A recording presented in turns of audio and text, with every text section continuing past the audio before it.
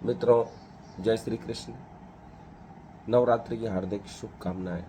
शक्ति की आराधना का पर्व है नवरात्रि। हम सदियों से शक्ति की आराधना करते आ रहे हैं, लेकिन अंग्रेजों के शासन काल में हम शक्ति की आराधना भूल गए और हम कमज़ोर होते गए। प्रति 6 मास में आने वाला नवरात्रि का पर्व हमें शक्ति की आराधना का महत्व समझाता है, क्योंकि बिना शक्ति के कोई कार्य नहीं किया जा सकता है। पूरा संसार शिव और पार्वती की महिमा से ही चल रहा है। शास्त्रों में 9 अंकों का बड़ा महत्व है। 9 ग्रह है, 9 देवियां हैं, माता के 9 रूप हैं। माता के 9 रूप हमें तपस्या का मार्ग सिखाते हैं और विभिन्न सिद्धियों की प्राप्ति के लिए तपस्या कर्म अत्यंत आवश्यक है, ये सीख देते हैं। हमें अकर्मण्य होना नहीं सिखाते हैं, बल्कि कर्म करके सफलता प्राप्त करने के लिए हमें प्रेरित करते हैं। नवरात्रि पर्व नारी शक्ति की सफलता का उत्सव है। शक्ति नारी में निहित है, यह हमारे सनातन धर्म में हमें सिखाया गया है, बल्कि पुरुष में शक्ति ऐसा नहीं बताया गया। अर्थात नारी ही वह दिव्य शक्ति है जिसे पुरुष संचालित होता है। यह समस्त सृष्टि संसार चल रहा है। इसलिए वर्तमान में कहा गया है, स्वस्थ नारी सशक्त परिवार। यदि नारी स्वस्थ होगी तो परिवार भी सशक्त होगा। अगर नारी पढ़ी लिखी है तो उसके बच्चे भी पढ़े लिखे होंगे और परिवार के संचालन में अत्यंत मदद मिलेगी। नारी वह शक्ति है जो देवी के रूप में राक्षसों का नाश करती है और माँ के रूप में अपने बच्चों का पोषण भी करती है, क्योंकि नारी वह शक्ति है जो प्रेम करते हुए भी अपने बुद्धि को स्थिर रख सकती है, जबकि पुरुष प्रेम करते हुए सब कुछ भूल जाता है, उसे सही गलत का मालूम नहीं पड़ता है। लेकिन नारी प्रेम करते हुए भी अपने समस्त कार्यों को सही रूप से संचालित करती रहती है। इसलिए शिव को भी शक्ति की आवश्यकता होती है, विष्णु को लक्ष्मी की आवश्यकता होती है, ब्रह्मा को सरस्वती की आवश्यकता होती है, क्योंकि बिना नारी के व्यक्ति सन्मार्ग पर नहीं चल सकता है। चाहे इंद्र अप्सराओं को ऋषियों की तपस्या भंग करने के लिए भेजे, क्योंकि ऋषियों को कभी प्रेम का अनुभव नहीं हुआ था और अप्सराओं ने पहली बार उन्हें प्रेम का अनुभव कराया।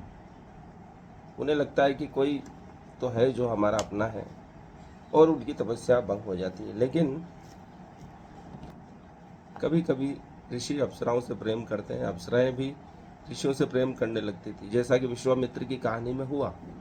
कभी कभी दोनों एक दूसरे से प्रेम करते थे। कभी कभी ऋषि नाराज भी हो जाते थे और अप्सराओं को श्राप दे देते थे। इस प्रकार इंद्र ने नारी शक्तियों का दुरुपयोग भी किया, इसलिए इंद्र ने भी कई श्राप भोगे। लेकिन स्त्रियों ने ऋषि माता के रूप में, ऋषि गुरु के रूप में सफलता के परचम कायम किए हैं। अनुसुईया, गार्गी, मैत्री इत्यादि महान ऋषिकाएं हुए हैं जिन्होंने ज्ञान का प्रकाश फैलाया है। वेदों में भी ऋषिकाओं का वर्णन है, जिन्हों को मंत्र दृष्टा के रूप में यथास्थान दिया गया है। प्राचीन काल में ऋषि माताएं गुरुकुल संचालित करती थी और अत्यंत गुणवान ऋषि भी उनसे शास्त्रार्थ करने आते थे। कई बार ऋषिकाओं से हार भी जाते थे। शंकराचार्य का जब एक महान ऋषि से शास्त्रार्थ हुआ तो उसका निर्णय करने के लिए निर्णायक एक ऋषिका को ही बनाया गया था। इस प्रकार स्त्रियों का सदियों से भारत में सम्मान रहा है, उनकी बात मानी गई है। इसलिए यत्र नार्यस्तु पूज्यन्ते का श्लोक बना, अर्थात जहाँ नारियों की पूजा होती है वहाँ देवता रमण करते हैं। जहाँ ऐसा नहीं होता है वहाँ सर्व क्रियाफल निष्फल हो जाते हैं, ऐसा कहा गया है। इसलिए महाभारत में भी कृष्ण जहाँ पर भी स्त्री सम्मान की बात आती है तो स्वयं उठ खड़े होते हैं। कृष्ण किसी भी परिस्थिति को सुंदर बना देते थे, यह उनकी विशेषता थी। इसी कारण उनके पास रहना इतना आनंदपूर्ण था। यही बुद्ध के साथ घटित हुआ, उनके पास बैठकर लोगों को शांति का अनुभव हुआ। कृष्ण ने स्त्री सम्मान के लिए पूरा जीवन संघर्ष किया और महाभारत जैसा युद्ध करवाया, ताकि सदियों तक लोगों को याद रहे कि स्त्री सम्मान के लिए विनाश भी हो जाए तो भी परवाह नहीं करनी चाहिए, क्योंकि स्त्री सम्मान महत्वपूर्ण है।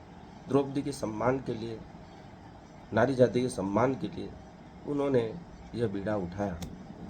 भौमासुर द्वारा जब 16,000 राजकुमारियों का हरण किया गया तो उसका वध कर सभी को ससम्मान अपनाया। स्त्री का अपमान न हो इसलिए सुभद्रा का विवाह अर्जुन से करवाया, क्योंकि सुभद्रा अर्जुन से प्रेम करती थी। रुक्मणी कृष्ण से प्रेम करती थी और एक निवेदन पर उसको लेने के लिए वह उनके राज्य में अकेले ही चले गए। उन्होंने कहा दाऊ से कि उन्होंने सिर्फ मेरे को बुलाया इसलिए मेरे को ही जाना होगा। वर्तमान में रानी लक्ष्मीबाई दुर्गावती स्त्री शक्ति का प्रतीक बनी और अंग्रेजों से लोहा लिया। इसलिए सनातन में कहीं पर भी स्त्री को पुरुष से कम नहीं समझा गया है, उसे बराबर की शिक्षा दी गई है। उत्तर भारत में 9 शक्तिपीठ है। कश्मीर या अमरनाथ, जम्मू कश्मीर के अमरनाथ में यहाँ माता का कंठ गिरा था।